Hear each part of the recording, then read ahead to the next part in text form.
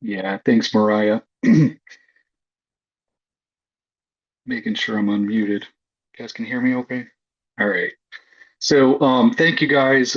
Thanks, Mariah. Thanks for everybody from the Teach team for allowing me to come and speak today. I wanted to kind of start with sort of a simple idea that was sort of frame what we're going to talk about over the next hour, and that's that better clinical teaching is not usually a time problem. It tends to be more of a design problem. So most of us clinical faculty are already trying really hard. We care very deeply about the learners that are rotating with us. And we do that while we're taking care of service demands, demands on documentation, any number of interruptions to care, and the unpredictability of the clinical work environments in general. Yet many of us still finish rounds, the clinic, working in the OR. But sometimes, at least I know there are days where I feel like, we really worked hard, but I'm not sure that the learning that occurred with me today was really intentional. So the question that I would pose today is not really how do we become a different kind of teacher, but more along the lines of how might we design higher value learning moments inside the reality that we already live in. And that's sort of the challenge for this session. For this session, how might we design high value learning moments for students and residents in busy clinical care without adding additional time? So if you are joining us late, there's a QR code on this screen, and you'll need that a little bit later. I'll show it again in just another slide or so. This is our obligatory objective slide, and hopefully by the end of today's session, you'll be able to describe how the principles of design thinking can be applied to the clinical teaching environment, and also develop a prototype teaching moment tailored to a clinical scenario using the design thinking framework we're going to discuss today. So this is a picture that we're probably all very familiar with, or looks very familiar to something we might do frequently in the clinical space or in the hospital learning environment. And what you can readily see right off the bat is a physician seated at a computer, trying to juggle various patient care demands, provide timely documentation, working on decision making, team communication. There's a constant time pressure. The whiteboard in the background shows that they're already running behind schedule, and um, and somewhere in that same space is a medical student. That medical student is present, but it's not clear that they're truly being included. And that's sort of what one of the problems that I wanted to talk about today. So, in clinical learning environments, the teaching often becomes something that we value, but struggle to carry out because of any number of other demands. So, it's rarely because the faculty don't care. More often, it's because the learning environment is crowded, very fast paced, unpredictable, and cognitively very overloaded for the learners.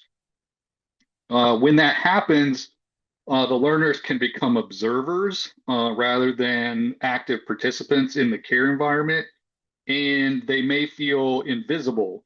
They're uncertain about what their role is meant to be, and they become hesitant to engage in the learning process and the patient care progress process. And over time, that can affect not only their learning, but also their sense of belonging, professional identity formation, and willingness to contribute to the team. So this topic today isn't meant to place blame on the busy clinicians. It's really about naming what's happening, and that's a tension that develops because there's a gap between our intent to teach and the realities of the clinical work that we're doing. And I think once we're able to name that gap, we can begin to think more intentionally and creatively about how to design teaching moments that are feasible and meaningful, even in the middle of a busy learning environment.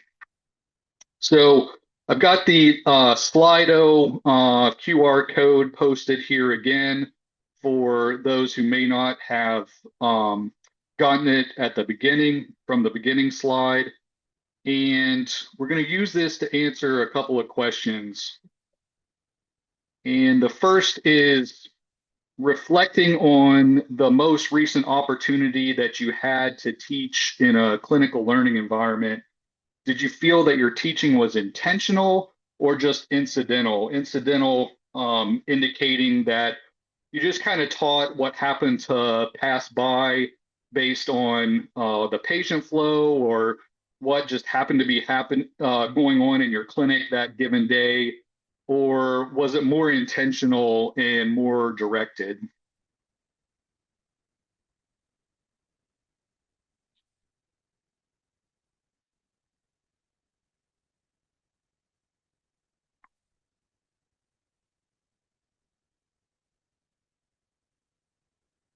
This is great. So a large majority of people so far feel like their teaching has been very intentional, but there's certainly a pretty good size in the minority that feel like their teaching was sort of incidental, and that can be a really common feeling. So just thinking again about that most recent opportunity you had to teach in a clinical learning environment, and what do you feel was the biggest barrier to teaching effectively? So this is sort of a word cloud. So just respond with 1 to 3 words that really point out the barriers that you had in accomplishing your teaching goals.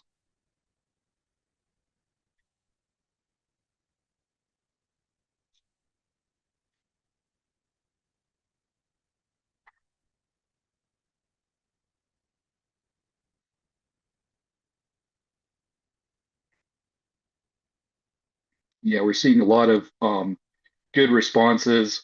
I think time obviously becoming one of the more predominant themes, and new learners being present, patient care, competing priorities. All of these are really fantastic examples of barriers that come up very frequently in the teaching environment when clinical patient care is occurring as well.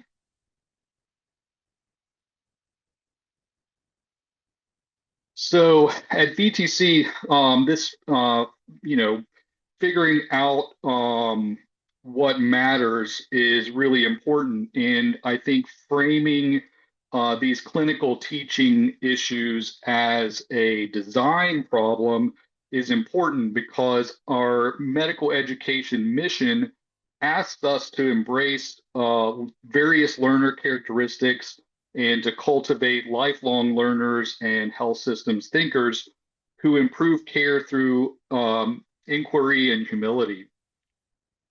And that language is important here. If we truly take learner characteristics seriously, then intentional teaching cannot mean giving every learner the same tips in the same way at the same time. It means making sort of deliberate choices about who this learner is, what this particular teaching moment affords, and what outcome matters most right now. And we saw from those poll results and the barriers that were showing up in the word cloud, we noticed a lot of things in common. So time pressure, unpredictability, varying levels of learner readiness, um, are not signs that the faculty themselves don't care, but it is a signal that the clinical learning environment is a complex system. And complex systems are exactly the kind of place where a design thinking approach can help us. So instead of asking faculty to just teach more, we need to be thinking about designing one improved learning moment at a time. So that's where we're going to be heading today. And we're going to be using design thinking concepts. And again, the other part of framing within VTC is the fact that we support what's called the model principle within our learning environment. And this was developed at the Pritzker School of Medicine, but has been adopted by VTC and is frequently used, for example, by the LEAC committee as what we idealize within the clinical teaching environment. So we intentionally try to model professional behavior, offer feedback, delineate expectations for students, evaluate fairly, and prioritize learning. So let me make the case again that design thinking is an appropriate technique to apply to the clinical learning environment. It's not just about motivation and motivating us to teach more. The first reason is that the clinical learning environment is full of missed learning opportunities.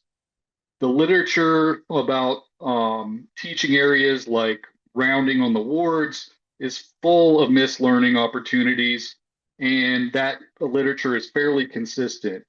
So teaching is usually squeezed out by the size of the workload, various interruptions, the hierarchy of the various teams, and varying service priorities, and the fact that different learners need different things at the same moment. So the senior residents need different educational information than the junior residents or interns. And those folks need much different information than the medical students who may be on the team. And the challenge is that that teaching moment has to be designed within a system that's currently changing and moving. The second problem, or the second reason that we should approach this as a design problem, is related to cognitive load. So our learners, especially the more novice learners, are carrying far more than what we can see from the outside. They're trying to track patient data, decode what role they're supposed to play on the team, anticipate what makes up a good answer, and manage how to make a good impression on those who are going to be evaluating them. And then on top of all of that, we're asking them to make sense of new concepts that are arising with each patient that they see in clinic or on rounds. When we pile on too much, or we move too quickly, or we keep expectations sort of implicit, we can really increase the extraneous load that the students are feeling. And during those periods, the students can look sort of quiet or disengaged when the real problem is that they don't have any available working memory left, and they're trying to just do too many things at once. The third reason that teaching in the clinical learning environment is a design problem is that brief, structured teaching opportunities actually work. So we don't need to design a 20-minute miniature lecture to improve learning. We have evidence-informed microstructures that fit into the flow of our clinical work. Concepts like the 1-minute preceptor, uh, pre-brief or debriefing deals, or structuring feedback, specific reflection prompts, are all opportunities to make their clinical reasoning more visible. And these are all examples of design. They're not accidental. They're small intentional structures that shape what the learner notices and what the learner does next. So this is why I think design thinking fits the clinical learning environment really well. It's useful when the challenges we're faced with are human, they are contextual with specific constraints, and amenable to iterative change over time. And so that description fits the clinical learning environment exactly. So we're not trying to uh, engineer a perfect teaching script for every single scenario that might come up. We're trying to become more skillful at noticing the learner, clarifying the goal, and making the next move, um, and having a greater deal of intentionality that we would have had otherwise. So, if you're not familiar with design thinking is a human-centered iterative process that is really good for solving a wide variety of problems. Instead of starting with specific assumptions, we start by understanding experiences and needs of the people involved, and then define the problem more clearly, generate ideas, test small solutions, and refine our techniques based on feedback that we receive.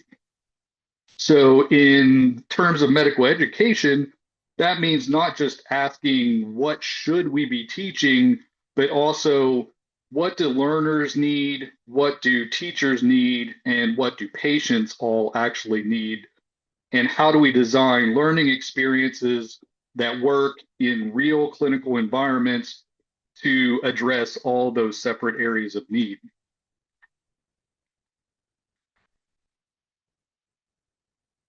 So design thinking is sometimes organized along a series of five separate steps. And these are to first empathize, then define, ideate, prototype, and test. And I want to emphasize a couple of things about this process. First, it doesn't necessarily have to be a linear sequence, meaning that it's not meant to be a stepwise cycle.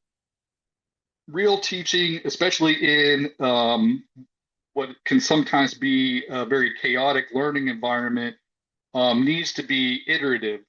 So you may test something, learn from it, and realize that you defined the problem very poorly, or you may find that you need to empathize more deeply with the learner and completely change the prototype that you developed in terms of how you're going to address that teachable moment. So it's not necessarily meant to be linear. But it is a process that you can use to organize your thinking about how to teach our learners. The second point is that each step has a very practical translation in terms of clinical teaching. While we generally think of design thinking as a methodology to generate, you know, prototypes of like devices or new software, for example, um, what we're thinking about in terms of the clinical environment is that we have to start with the learner and not necessarily start with the favorite topic that you like to teach about each day. Um, Defining, so empathize means starting with the learner. Define means choosing one teachable problem for that learner in that given clinical setting. Ideate refers to generating a few different possible teaching options that you could use before just defaulting to what you would normally do. Prototype means making the teaching more executable. And then testing means actually trying it out with the learners and trying to define what success would look like if that particular teaching moment goes well. So again, empathize really refers to knowing what the learner is and what that individual context means. Um, define usually means choosing one specific teaching problem. And I would argue a good framework for this is the educational program objectives of the medical school. These are already defined as what we want our learners to achieve by the end of their medical school curriculum. And so those can really be used to backwards design what type of teaching you might want to employ for that teaching moment. In the ideate phase, again, you want to generate options before choosing and then prototype them by writing out or trialing them and then looking for evidence or feedback. So, empathy, this tends to be the one that I personally have had struggles with until I became more adept with this particular technique. And that's because as a clinical educator, I feel pressed for time and I tend to jump straight into the content. But, sort of counterintuitively to some of us, design thinking should really start with what the learner experiences. As a clinician, we do this naturally when we think about how we're going to interact with a patient. We think about, what issues are going on for that patient outside of their disease process that may be impacting their care, what other issues are occurring within the healthcare system that are affecting their outcomes or their ability to obtain care. And so we have a lot of empathy for the patient in thinking about those, and we need to extend that same idea of empathy to our learners. And we really need to be thinking about what is the learner carrying today? Like what is going on in their life? What's going on in the rest of their educational journey?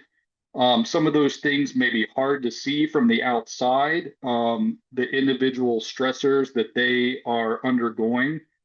And even if those are topics that the learner is not necessarily comfortable in talking about, we should at least be thinking about, what does that learner need from me right now? And that requires a conversation with them to determine sort of where they're at, where their level of comfort is with the material in that given environment, and what their previous experiences have been, and what we can do to best help them reach sort of their individual learning goals for that clinical experience. And additionally, we really need to think about what would improve the cognitive load for the learner. If I gave this talk with, you know,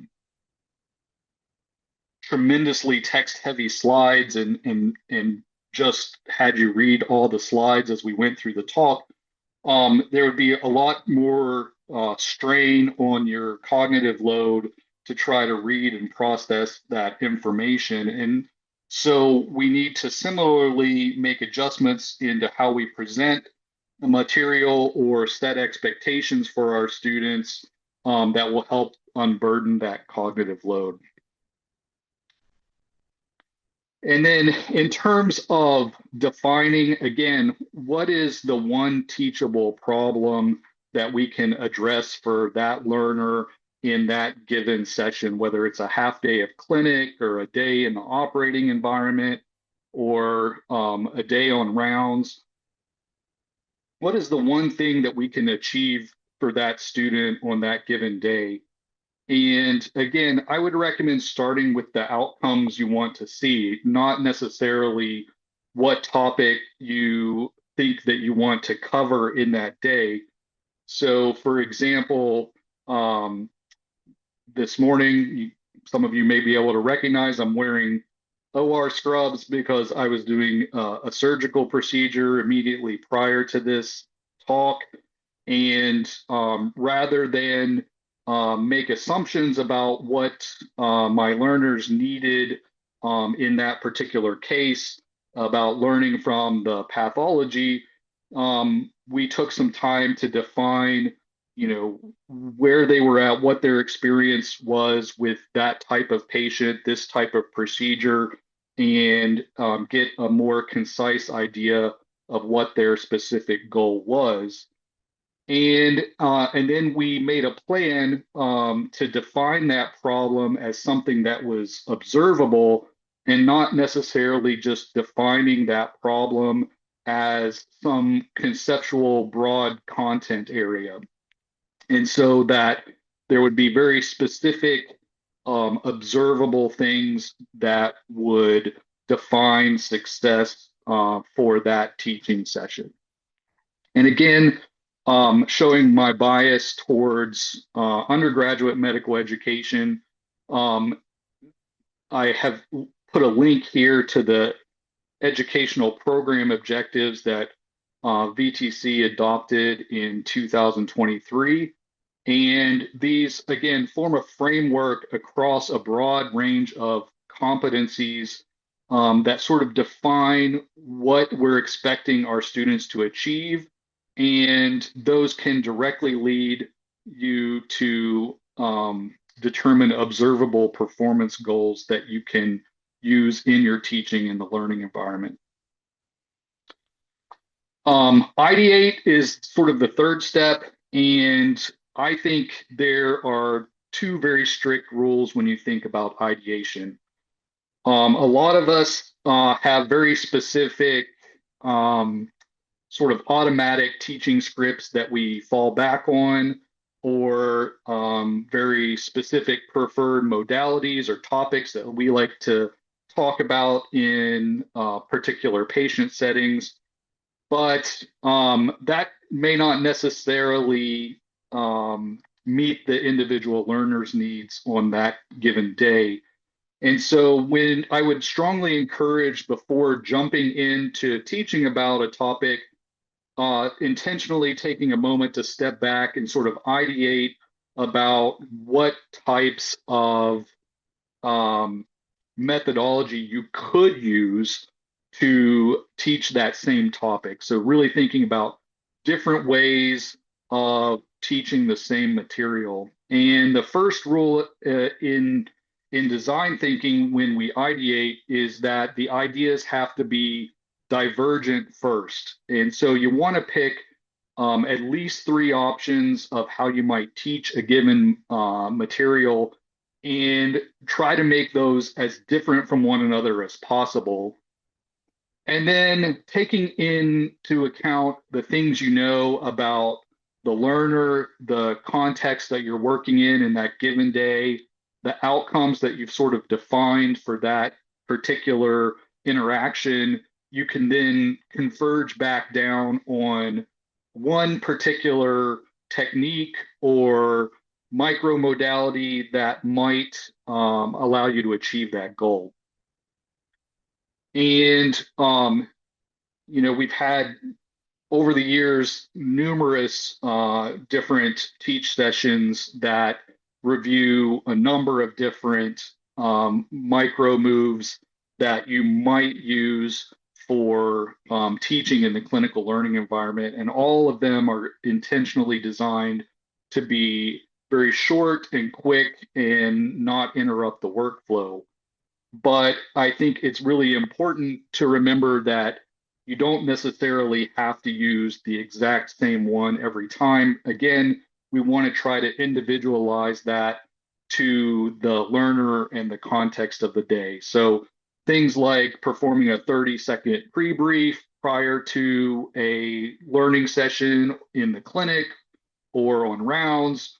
There's the 1-minute preceptor technique that a lot of folks are familiar with, which does a really good job of pushing students to define their clinical reasoning. You can provide a quick 2-minute debrief. And then there are other methods like the ask, tell, ask method for giving feedback that really surfaces how students feel about their performance and provides a framework to giving sort of more constructive feedback. The next step is prototyping, and this isn't prototyping in the way that we might think about prototyping a new medical device, but is being intentional about how you're going to deploy that teaching methodology with that learner. So and sometimes it's useful to have a set template in mind, when that starts something related to the learner themselves, the clinical setting you're in that day, and any likely barriers that you anticipate may become stressors in that clinical setting. And then sort of jotting down what today's goal is and thinking about exactly what words you're going to use in that encounter and when and where you would use them. I would encourage keeping it very low fidelity, meaning it doesn't have to be some elaborate discussion with figures and diagrams and PowerPoints, but just a very quick 90 seconds, 2 minutes of teaching time is frequently enough to meet the learner's goal for that particular topic for that particular day. And then other portions of that learning interaction may in fact become a little more incidental at that point. And then you want to test those ideas out. That's sort of the final step. And so when you have thought about which of these different modalities you might want to try, then you need to define how you'll know if it works. So, how are you going to know the student actually learned what you were intending for them to learn? And that really goes back to how you defined the goals at the beginning. So, I strongly recommend anchoring these to observable metrics, things that you can actually see the student perform, and combining that with one either feedback or reflection type prompt. Um, that way you have some objective, observable data to present to the student based on their performance, and then getting either giving them direct feedback or getting their reflection on how they felt that process went. So, um, potential ideas of observable metrics would be, you know, um, making the next presentation clearer than the most recent one, doing a better representation of the problem that the patient is presenting with, being able to name one specific uncertainty or one specific systems issue, and things like creating the next step in the plan of care. All of these are things that you can intentionally define for the student in advance and then give them specific observable feedback about. Now, this slide is meant to think just a little bit more broadly in the fact that this this type of design thinking can have implications for leadership within the clinical environment, specifically surrounding the type of culture that we want to develop as an institution that's tied to this type of thinking and structuring it with intentionality for the learner.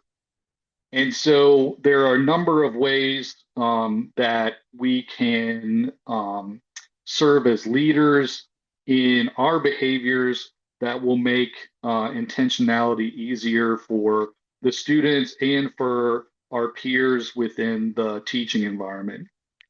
And that's to really normalize these various micro goals that we're trying to define on a daily basis. and really normalizing the idea that these are intentionally linked to either the learning objectives of a given course or clerkship, or tied directly to the educational program objectives of the institution as a whole. And I think we have to be intentional about protecting those pre-brief and debrief moments with students, because that is a area where the expectations of the given moment are sort of laid out for the student, which decreases their cognitive load. And then those debrief moments sort of allow you to give feedback and figure out for yourself as an educator what sort of went well with that teaching moment or what needs to continue to improve. And we really need to reward folks who give uh, exceptional feedback and reward the concept of feedback culture.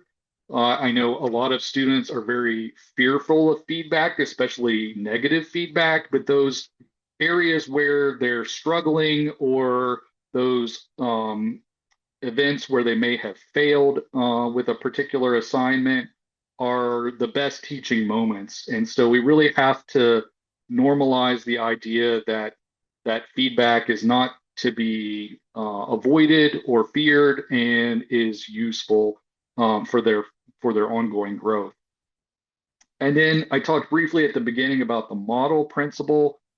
And I would encourage that we should focus on the ideals of that model principle to shape how we develop norms of behavior within our learning environments here at BTC and Carillion Clinic.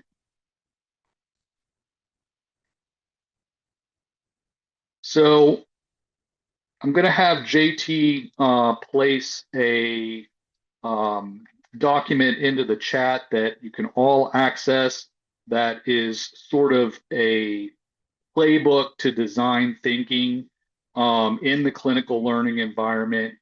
And for the next few minutes, I would ask each of you to take a look at that, reviewing the different steps of the design thinking process, and really think back, reflecting on your most recent experience in the clinical learning environment about what went well and what areas of this process you could incorporate into your own teaching. And so I would like you to take a look at that. Oops. And I want you guys for the next couple of minutes to sort of review that and determine if determine how you might use that. And then we'll get a couple volunteers from the audience to kind of make a couple comments about how they might include this in their teaching process.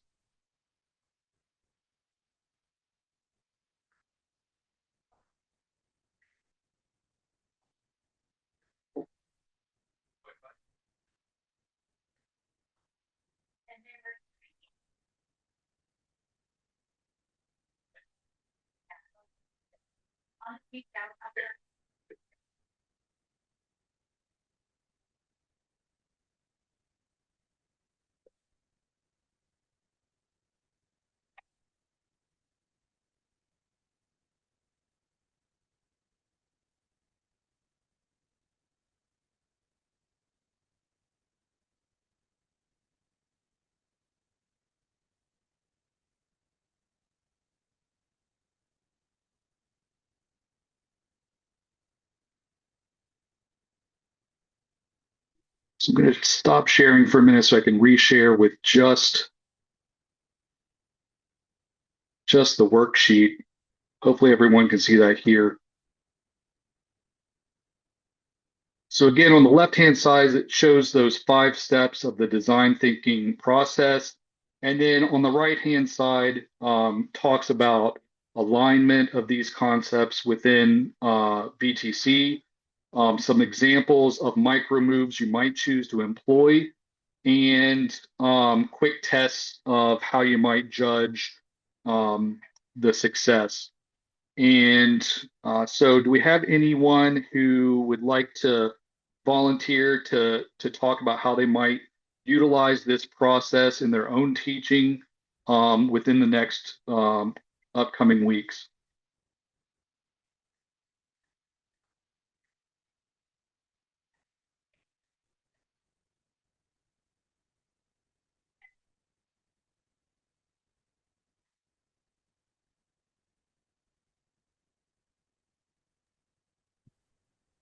And feel free to unmute or oh, Dr. Skolnick put something in the chat. Can you define OMP in the chart, please? Oh, sorry. Yeah, so OMP is just an abbreviation for 1 minute preceptor. Again, 1 minute preceptor is one of the very common micro teaching strategies that we think about. Again, 1 minute preceptor is really a really effective tool for helping a learner express their clinical reasoning. So if you haven't tried it before, there is a lot of literature out there about 1 minute preceptor, and I would highly encourage considering using that as one technique in your armamentarium. Yeah. So first, Farrell, just what you've presented already is wonderful, and I agree with all of it. Um, I'm going to make a comment and ask for your observations. If this takes us off track too much, feel free to shut me down. But um, the EPOs are huge and broad concepts. And what you're describing, which I agree with, many already do naturally, are micro. So I Mhm. think it's hard. It's almost for a physician, it's almost hard not to be fulfilling one of the EPOs with things that you pick. But what I'm going to say and ask you to comment on is you're caring for patients, you're rounding, you see a particular problem. You have different levels of learners, some of whom are novices at presentations, and some are just beginning with assessments and management plans.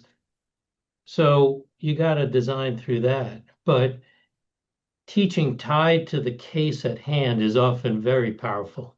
And you can ask questions or ask for people to do things within that framework that can fit within what you're talking about. I'm just wondering how it's easiest to get the physicians to understand this and do this. What, because this process in of itself takes a lot of time if you really go step by step for something that physicians may naturally already be doing. So I realize that's not answering your request of what we could do, but I'm just wondering your thoughts about that. Yeah, I mean, I agree. It would be very hard um, to be teaching in the clinical environment and not have it address one of the EPOs. I agree with that 100%. What I am sort of aiming for in this talk was really to the idea that we have to be intentional, not about teaching, but sort of tailoring the teaching that we're doing to the individual needs of the learners on that given day. So, what I encourage in my process is just one process and not necessarily perfect, but I'm try to be very intentional in having students and residents prepare before clinics and before rounds and before surgical cases to define learning goals that they each have that are tailored to their specific level, and whether that means, history taking skills or specific physical exam skills, or if it's clinical reasoning skills, and sort of having the self-awareness to realize sort of what they need on that given day. And that may change depending on other stressors that are happening in their lives or in their overall scholarly progress. And so I try to have them define that up front, and then we would generally have a brief pre-brief session before clinic, before the OR, to sort of review those, and then that allows me to then tailor what I'm going to teach about that given day to sort of address those specific needs or to push them to think more broadly if their goals are a bit limited. Great. That's So, very helpful. Thank you. so I think there are, and that also helps differentiate between having to completely spontaneously think of ways to tailor the teaching to various levels of learners because they're each defining upfront kind of what they're hoping to get from that individual experience.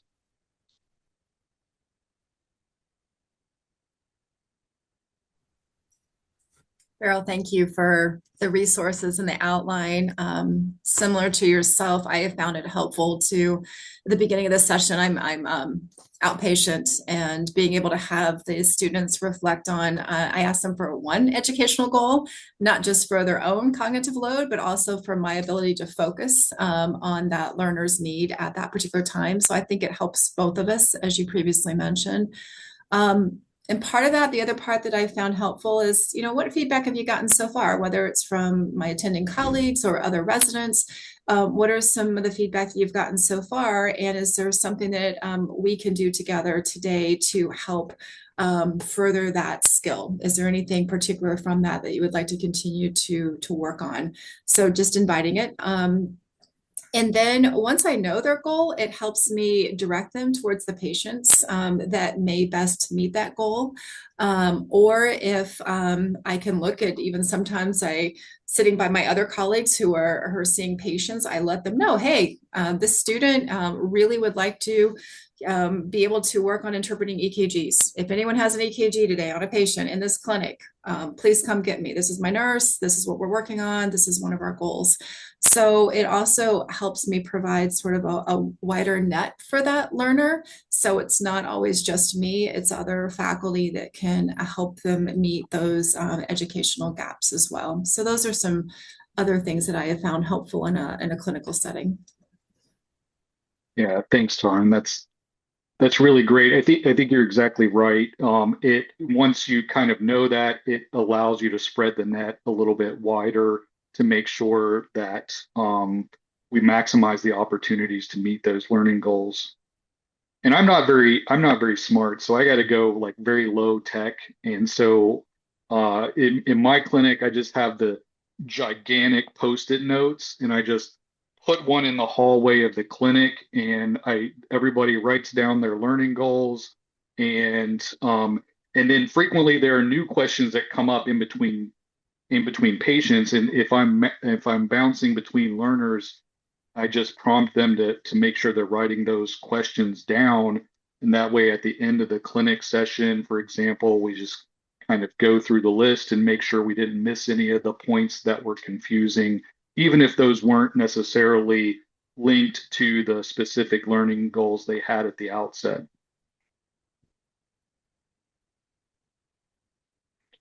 Other questions or concerns?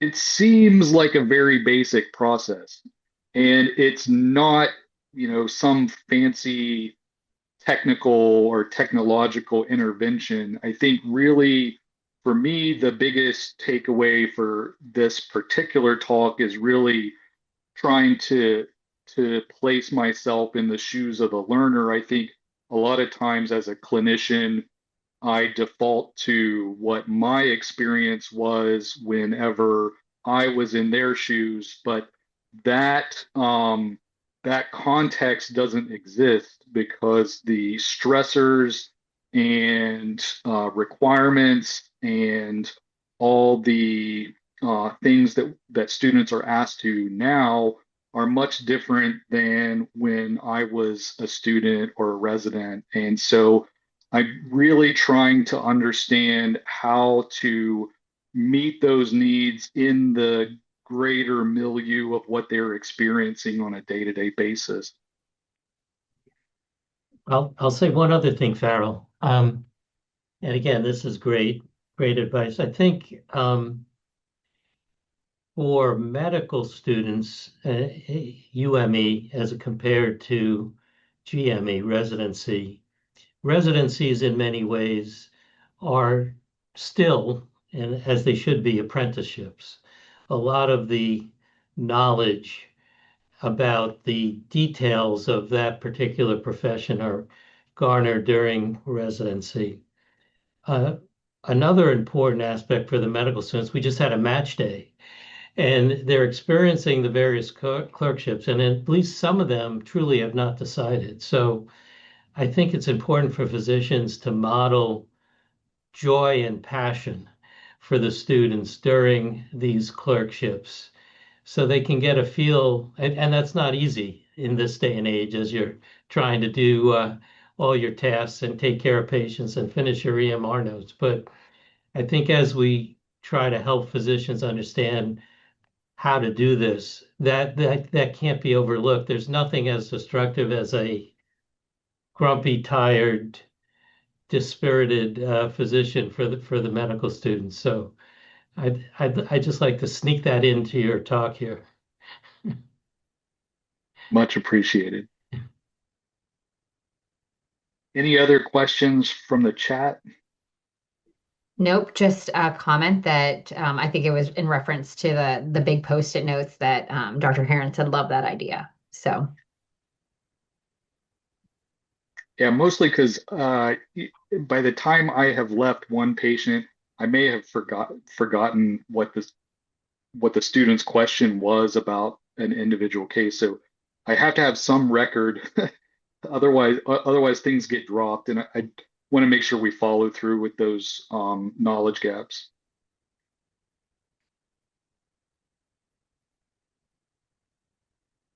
All right, thank you guys. awesome. Thank you so much, Dr. Adkins. We really appreciate you. And yeah, if you have any other questions or comments, please feel free to reach out and we can certainly convey them to Dr. Adkins as well. And everyone have a wonderful rest of the day.